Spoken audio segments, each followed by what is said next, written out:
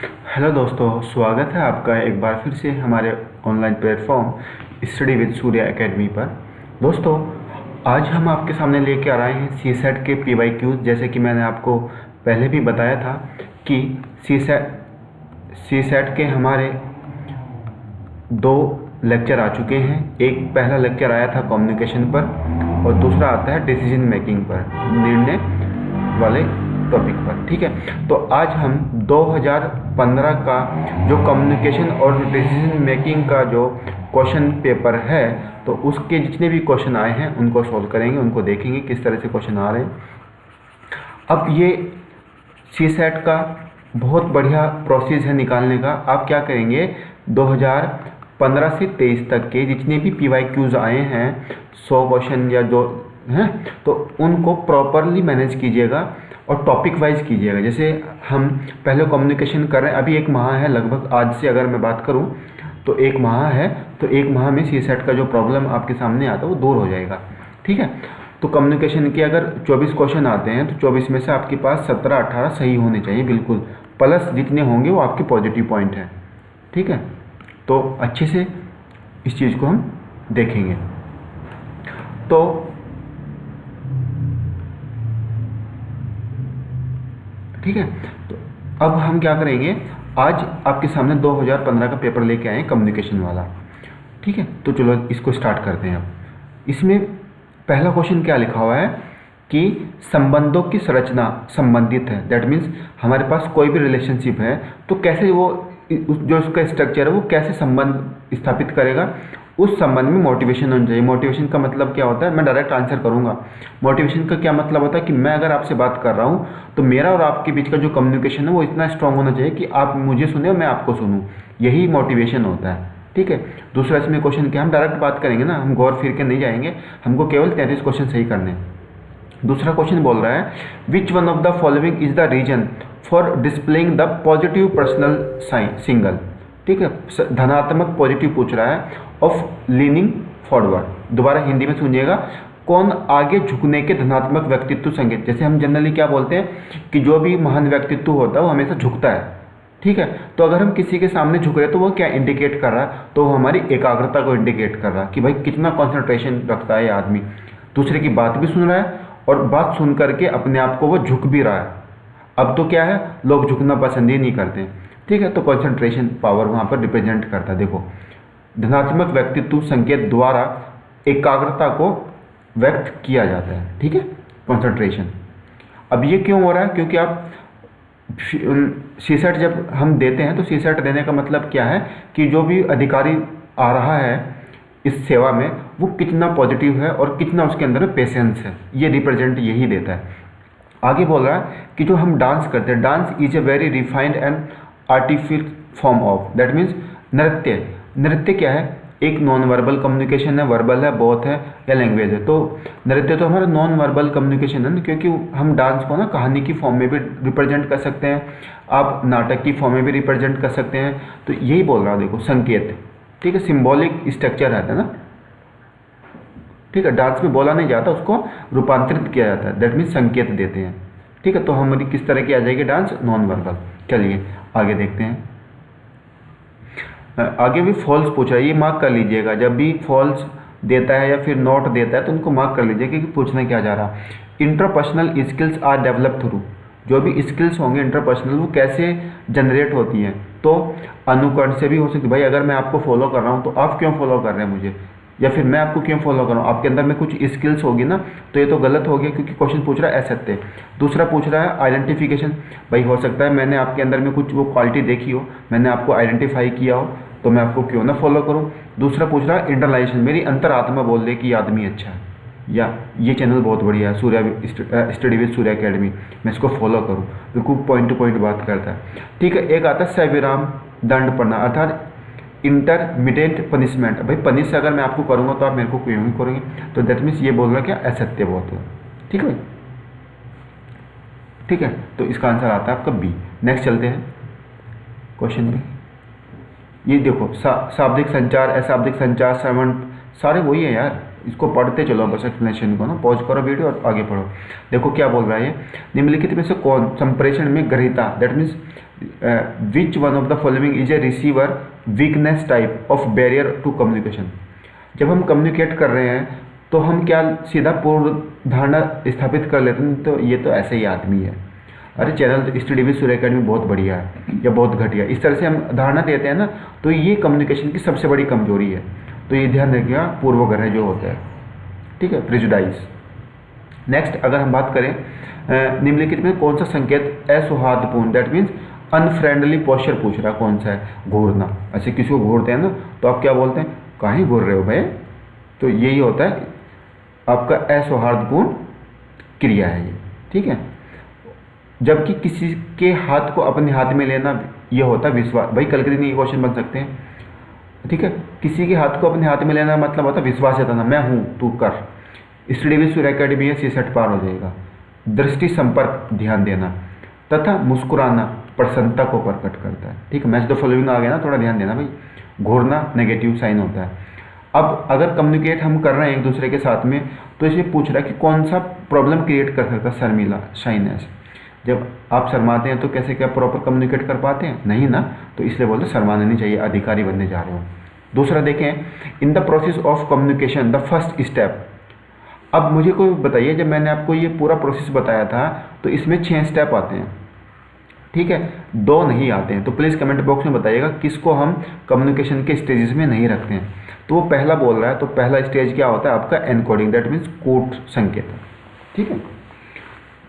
और सबसे जो कम्युनिकेशन का सबसे लास्ट स्टेप है उसका नाम बताइएगा। और डिस्टर्ब कौन सा करता है कम्युनिकेशन में, वो भी बताइएगा। भाई वो स्ट्रक्चर पार्ट 1 एक बार जाकर देखिएगा, वो स्ट्रक्चर ध्यान रखिएगा। मैंने कहीं पर लिखाया था आपको फीडबैक, फिर लिखाया था नॉइज, तो please be care. Communication that cut across function and level in an organization is known as. अब यहाँ पे देखो क्या बोल रहा है कि किसी संगठन में संप्रेषण कम्युनिकेशन जो प्रकारियों में स्तरों से परे पाया जाता है, तो हम उसको क्या बोलते हैं? Diagonal communication. अभी एक डायगोनल का मतलब क्या होता है? डायगोनल का मतलब होता है कि सेम ऑफिसर है, दैट मीन्स सेम पोस्ट है, लेकिन डिपार्टमेंट अलग अलग है। जैसे आप क्या है ना, सचिव हो, सेक्रेटरी हो, एक सचिव 2 सचिव बैठे हैं, ठीक है, रैंक तो दोनों की बराबर है ना, IAS IAS, secretary secretary, but department अलग है, एक रक्षा विभाग में है तो एक जल विभाग में है। तो यही मतलब करा रहा, देखो यहाँ पर ये क्या बोल रहा, across function and level in on organization, तो हम उसको क्या बोलते हैं? डायगोनल कम्युनिकेशन बोलते हैं, ध्यान दीजिएगा। और अपवर्ड का मतलब क्या होता है? जूनियर से चल करके फाइल सीनियर तक जा रही है। और डाउनवर्ड क्या होता है? सीनियर से जूनियर तक जा रही है।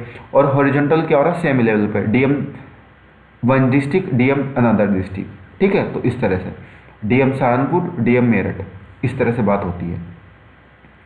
लेकिन आयोग ने, देखिएगा, आयोग ने इस प्रश्न का उत्तर B माना। पता नहीं यार कैसे मानते हैं, हॉरिजॉन्टल थोड़ा ना हो जाएगा, उसने इस बेसिस पे माना होगा कि सेम पोस्ट है। अरे भाई सेम पोस्ट है तो डिपार्टमेंट तो सेम नहीं होगा ना। चलो, इंटरपर्सनल स्किल्स रिक्वायर। अगर हम किसी भी आदमी से बातचीत कर रहे हैं तो हमारे अंदर में क्या होना चाहिए? व्यक्ति किसी भी भाषा में प्रभावशाली ढंग से संप्रेषण कर सके। इफेक्टिव कम्युनिकेशन अगर होगा तो आपको ध्यान से सुना जाएगा। और एक अच्छा वक्ता होने के लिए क्या होना चाहिए? आपके पास एक्टिव लिसनिंग होनी चाहिएगा, ठीक है। जब आप ध्यान से सुनेंगे ना किसी की बात को, तभी आप इफेक्टिव कम्युनिकेट भी कर सकेंगे, ये भी थोड़ा ध्यान रखिएगा। चलिए नेक्स्ट, प्लीज़ मज़ा आ रहा है ना? ऐसे ही C-सेट को पार करते चलेंगे यार। विच one of the following is not, पूछा है, not a relevant factor in interpersonal skills. अंतर व्यक्तिगत कौशल में निम्नलिखित में से कौन सुसंगत नहीं है? तो उसका मतलब क्या होता है भाई? अगर पॉजिटिव एटीट्यूड होगा तो होना चाहिए एक, है ना, पर्सनल स्किल्स में। फिर सुनने की तत्परता, जैसे कि मैंने कि बताया, योग्यता, ठीक है। एबिलिटी टू मैनेज इमोशन, कहीं तो रोने लगते हैं बोलते बोलते, कहीं हंसने लगते हैं, कहीं ऐसे घूरने लगते हैं। तो ये आपके जो स्किल्स है ये आपके रिप्रेजेंटेशन करते हैं। इसका मतलब क्या होगा कि जो डॉप्टिंग द इंटेंशन ऑफ, ठीक है, दैट मीन्स सहयोगियों के अभिप्राय पर संदेह, डाउटिंग, ठीक है। तो संदेह वाली अगर सिचुएशन होगी तो आप कम्युनिकेशन कैसे कर पाएंगे? तो हम जनरली प्रिविलाइज कर लेगा ना कि सुनेगा नहीं हमारी बात को, ये उठ के चला जाएगा। तो इस तरह की जो कम्युनिकेशन होगी वो नेगेटिव साइन देती है, ठीक है। या प्रोनाउंस में कई दफ़ा ना टंग स्लिप हो जाती है, तो प्लीज़ माफ़ कर दिया करो। कई दफ़ा बच्चे बोलते रहते हैं सर क्या बोलते हो, तो क्या ही बोले भाई, अधिकारी हैं तो समझो बात को। ठीक है, people and their problem are unique. अब यहाँ पर ये डिसीजन मेकिंग का टॉपिक चल रहा है। अब सुनिएगा, people and their problem are unique, हाँ हो सकता है, लोग और उसकी समस्याएं विलक्षण है। एक्टिव लिसनिंग, देखो रिपीट हो रहे हैं ना wording, active listening convey something to the person who is listened to. Hindi में सुनिएगा, सक्रिय श्रवण उस व्यक्ति को जिसे सुना जा रहा है कुछ संप्रेषित करता है। यस, दोनों तथ्य सही हैं। ठीक है, यहाँ पे देखिएगा, बट स्पष्टीकरण एक दूसरे का नहीं है, मतलब जो रीजन है वो ए को क्लैरिफाई नहीं करता है। मैंने बोला था ना, अगर एक्टिव लिसनिंग होगी तो एक्टिव आप कम्युनिकेट भी कर पाएंगे। अब आगे सुनेगा, should luxury hotels B ban in India. अच्छा, हिंदी में देखेंगे, क्या विलासितापूर्ण होटलों को भारत में प्रतिबंध कर देना चाहिए। कहें भाई, हाँ बोल रहा है, अरे नहीं भाई, ये वे स्थान है जहाँ से अंतर्राष्ट्रीय अपराधी कार्यरत है। क्यों भाई, हमारे देश में जो विदेशी टूरिस्ट आते हैं उनको तो लग्जरी चाहिएगा ना, उनको कहीं वो अपराधी ही थोड़ा ना होते हैं, तो ये तो गलत हो गया तर्क। दूसरा नहीं, हाँ ठीक है, देखते हैं, ये देखो, का कोई स्थान नहीं रह जाएगा, हाँ, तो इसका सी तर्क जो है सेकंड वो ज़्यादा स्ट्रॉन्ग है। ठीक है, थोड़ा लॉजिकल सोचना है यार, लॉजिकल सोचना है। दूसरा ये रीजनिंग का क्वेश्चन है, इसको ठीक है, इसको स्किप करते हैं, वेन डायग्राम वाला ना। अब आगे देखते हैं क्या बोल रहा है, this island is a colony. अच्छा, हाउ एवर इट इज़, ये खाली ब्लैंक है, and receives no order from the mother country. अच्छा, अब ये हिंदी में देखिए, यह द्वीप एक उपनिवेश है किंतु यह है और अपने मूल देश से कोई आदेश नहीं प्राप्त कर रहा, तो हम उसको बोलते हैं स्वायत्त, ऑटोनोमस। ठीक है, नेक्स्ट क्वेश्चन देखेंगे। इसमें निम्नलिखित में से कौन त्योरी चढ़ाने के नकारात्मक संकेत के उत्सर्जन का कारण है। त्योरी चढ़ाना दैट मीन्स है ना, स्क्रॉलिंग करना, तो दैट मीन्स झुंझुलाहट, और बोलते ना आंखें दिखाना ऊपर से, तो वो क्या रिप्रेजेंट कर सकता है, झुंझुनाहट। दूसरा, वह कौन सा कारक है जो प्रभावी समस्या समाधान में बाधक है।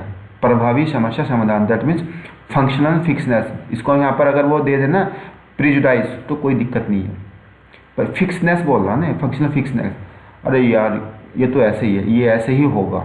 इस तरह से जो भी क्वेश्चन आते हैं ना, ये देखो, प्रकार्यबद्धता प्रभावी समस्या समाधान में बाधक है। ऐसे ही करना यार, डरना नहीं है भाई, डर के आगे जीत है। देखो, दो मित्रों में से एक अध्ययनशील है और दूसरा आर्टिस्ट है, कलाकार है। ठीक है, दूसरे ही दिन उनकी परीक्षा है। इसी सुप्रसिद्ध नाटक हैमलेट का मंचन हो रहा है, दोनों क्या करेंगे, निर्णय क्या लेंगे, दोनों नाटक से दूर रहेंगे क्योंकि परीक्षा की तैयारी में लगेंगे। यहाँ पे देखो यही लिखा हुआ है, दोनों मित्रों में से एक अध्ययन है तो दूसरा अध्ययनशील होने के साथ साथ मंचीय कलाकार भी हैं, फिर भी परीक्षा को प्राथमिकता देते हुए पहले उनकी तैयारी करना उचित विकल्प होगा। ठीक है, तो आज हमने 2015 का जो सीसेट में कम्युनिकेशन और डिसीजन मेकिंग का टॉपिक है उसको कवर किया है। उम्मीद करता हूँ आपको मज़ा आया होगा, अच्छा लगा होगा। हम इसी सीरीज़ को आगे कंटिन्यू करेंगे। ठीक है, 2015 का आज आया है, 16 का कल आएगा, 17, तो डेली बेसिस पे ये वीडियो आएगा और हम कोशिश करेंगे कि 8-9 दिन में इसको कंप्लीट कर लें। फिर हिंदी का एक वीडियो आएगा, हिंदी में मैं आपको केवल और केवल ट्रिक बताऊँगा, क्योंकि पैसेज आप वहाँ से निकाल लेंगे। ठीक है, ताकि आप यहाँ से 10 क्वेश्चन कर लें। मेरा टारगेट ये है, 10 से 12 इधर में हो जाएंगे और 17-18 आप इधर से कर लेंगे। 5 नंबर का पैसेज आता है इंग्लिश का, वो हो जाएगा, बाकी 20 नंबर की रीजनिंग, तो बेड़ा पार। ठीक है भाई, तो प्लीज़ डरना नहीं है, सीसेट हो जाएगा, बस अच्छे से वीडियोज़ को सुनते जाइएगा। मज़ा आया ना? प्लीज़ लाइक कीजिएगा, शेयर कीजिएगा चैनल को। बहुत बहुत धन्यवाद वीडियो देखने के लिए। बाकी हम नेक्स्ट क्लास में आपसे फिर बात करते हैं। ठीक है, थैंक यू सो मच। खुश रहिएगा, ठीक है, हमेशा खुश रहिएगा। चलिए अब आगे आपसे मुलाकात करते हैं नेक्स्ट क्लास में। बहुत बहुत धन्यवाद।